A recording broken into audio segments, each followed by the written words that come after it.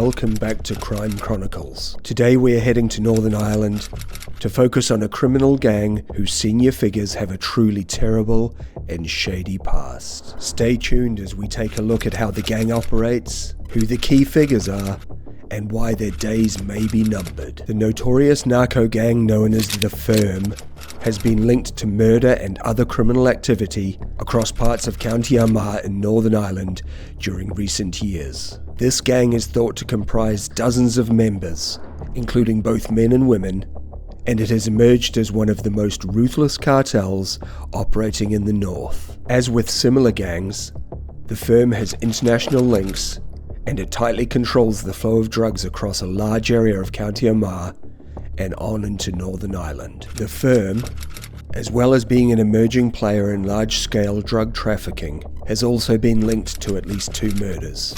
That of Shane Whitler early in 2023 and Malcolm McKeown in August of 2019. Unlike the majority of criminal groups in Northern Ireland, the Firm is known to draw members from across the community divide. Leading figures in the group come from both Republican and Loyalist backgrounds.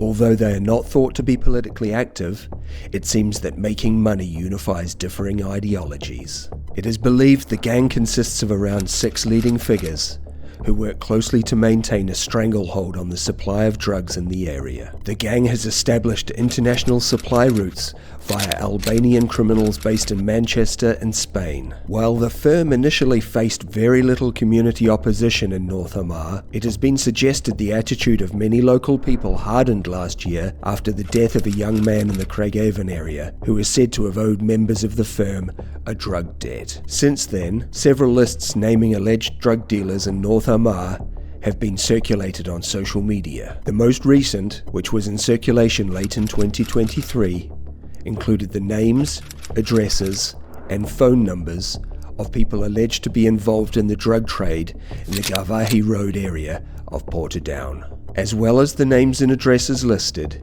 vehicle makes and registrations were also included. These lists also link an alleged drug dealer to the death of the teenager last year. A rapid bin, which stands for Remove All Prescriptions and Illegal Drugs, was later located in the Kilwilkie estate in Lurgan, days after residents held a vigil amid growing concerns over drug use in the area. As with other established drug gangs, the Firm is known to have access to firearms and is understood to know about explosives, according to one source. A haul of firearms and drugs recovered during a raid in the Garvahi Road area of Portadown last year was linked by police to the crime group, who are known to operate in that area. The discovery of a haul of potential deadly weapons at Jarrett's Pass near Newry in May of 2021 by the National Crime Agency as part of an investigation into organised crime has also been linked to the Firm. Large-scale drug-dealing gangs like the Firm are known to make huge amounts of money, but they can also lose large amounts when drug shipments are intercepted.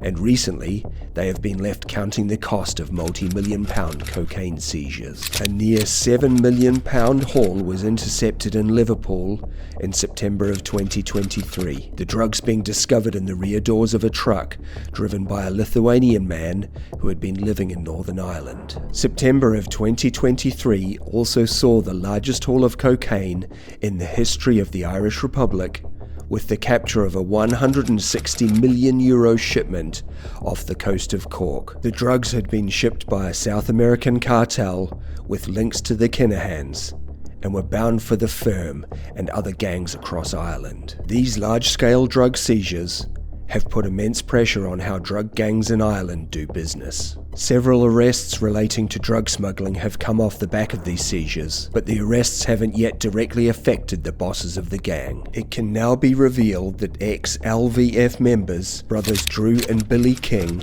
are senior members of the Firm. The Loyalist Volunteer Force, or LVF, was a paramilitary formed as a breakaway group from the large Ulster Volunteer Force, or UVF, in 1996. The LVF was a designated terrorist group, and during its activity was responsible for several gun and bomb attacks that killed at least 14 people.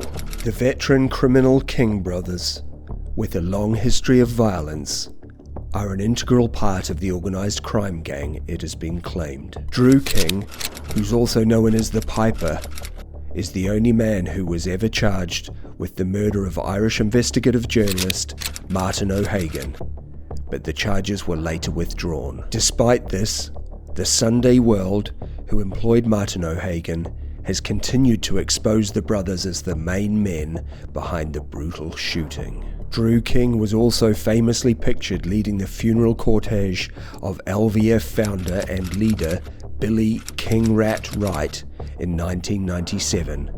Such was his standing within the terrorist group. The brothers, who have been involved in acts of terror, criminality, and the drug trade for almost 20 years, are now said to be key figures in the firm.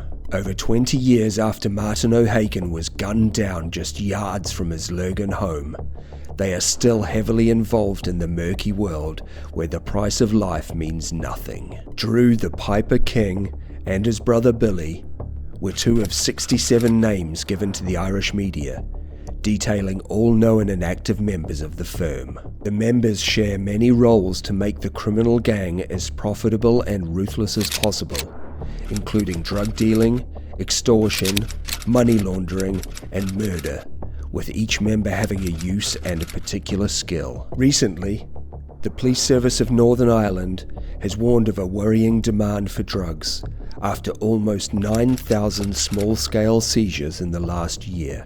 PSNI Detective Superintendent Emma Neal has said that almost £12 million worth of drugs have been taken off the streets in the last 12 months. In her statement, she noted, "The statistics also reflect the worrying demand for the supply of drugs, with cannabis remaining the most commonly seized drug in Northern Ireland." She cited the increased abuse of polydrug and prescription drugs as an alarming trend, before going on to say, "Organised crime groups prey upon and exploit the most vulnerable in our society, and while these criminals prosper, others' lives and relationships are ruined, with families left to deal with the inevitable heartache." The firm, although well established, is facing threats from all sides. Firstly, large-scale drug seizures have choked off the supply of their product. The Kinahans can be thanked for this, as they are involved in supplying many of Ireland's largest gangs,